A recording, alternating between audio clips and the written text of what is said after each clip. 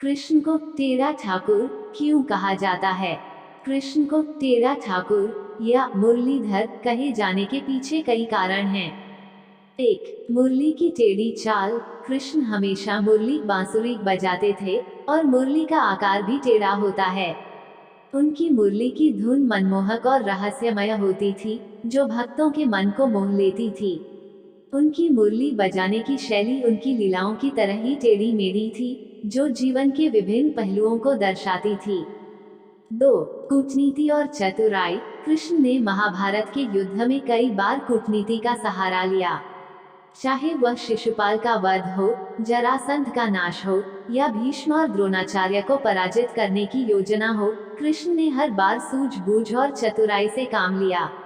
उनकी नीतियां यह दर्शाती हैं कि कभी कभी सही परिणाम के लिए साधन भी विशेष रूप से चुने जाने चाहिए। 3. प्रेम और रासलीला।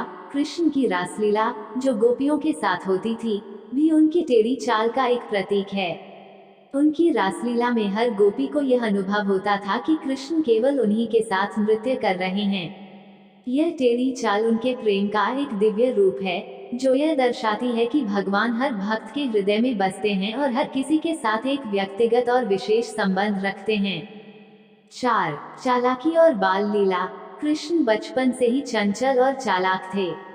जब वे बाल्यावस्था में माखन चुराते थे, तो उनकी चालाकी और नटखटपन स्पष्ट रूप से दिखाई देता था।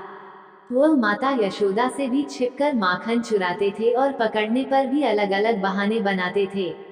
यह उनकी टेढ़ी चाल का एक अद्भुत उदाहरण है। राम भक्त और कृष्ण भक्त के बीच का अंतर। राम भक्त और कृष्ण भक्त के बीच का अंतर उनके आराध्य देवता के जीवन दर्शन और लीलाओं में छिपा हुआ है। राम भक्त भगवान राम के आदर्शों का पालन करते हैं, जिनका जीवन अनुशासन, कर्तव्य और सत्य पर आधारित था।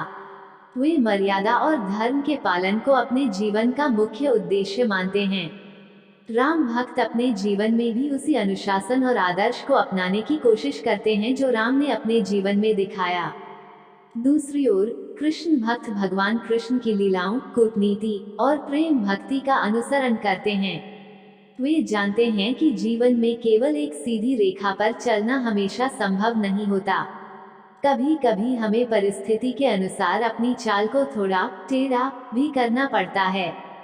कृष्ण भक्त भगवान के साथ अपने प्रेम को सबसे महत्वपूर्ण मानते हैं और उनकी लीलाओं से यह सीखते हैं कि प्रेम, भक्ति और कूटनीति के माध्यम से कैसे जीवन को सफल बनाया जा सकता है। राम और कृष्ण के जीवन के आध्यात्मिक संदेश। राम और कृष्ण के जीवन का अध्ययन करने से यह स्पष्ट होता है कि दोनों ही देवताओं का उद्देश्य अपने अपने समय में धर्म की स्थापना और अधर्म का नाश करना था, परंतु उनके तरीकों में भिन्नता थी। राम का जीवन सरलता, अनुशासन और आदर्श का उदाहरण है, जबकि कृष्ण का जीवन चंचलता, रहस्य और कूटनीति का प्रतीक है। राम का जीवन यह सिखाता है कि कर्तव्य का पालन, सत्यनिष्ठा और अनुशासन हमें जीवन के हर संघर्ष में विजयी बना सकता है। उनके आदर्श यह दर्शाते हैं कि हमें समाज के नियमों का पालन करते हुए अपने कर्तव्यों का निर्वहन करना चाहिए और हमेशा सत्य के मार्ग पर चलना चाहिए। कृष्ण का जीवन यह सिखाता है कि जीवन हमेशा सीधा नहीं होता। कभी कभी हमें लक्ष्य को प्राप्त करने के लिए रणनीति और चतुराई का सहारा लेना पड़ता है। उनकी गीता का उद्देश्य यह बताता है कि हमें अपने कर्तव्यों का पालन करते हुए अपने मन को शांत और स्थिर रखना चाहिए।